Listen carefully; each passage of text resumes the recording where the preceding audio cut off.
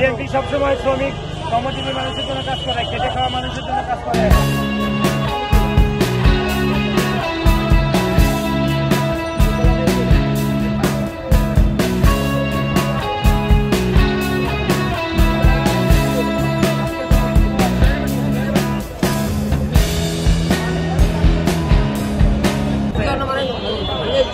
আমাদের শ্রমিকের অনেক জীবন তারপর আমার ক্ষমতা যদি আসে, যদি আমাদের মতো মানুষ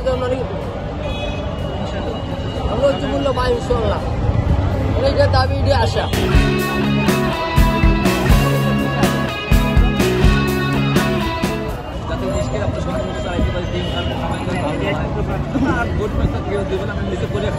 এটাই যেন ভালো হয়। হ্যাঁ, আমরা ক্ষমতায় থাক আর হাসিনের সময় যেরকম হয়েছে এই জন্য না হয়। হ্যাঁ।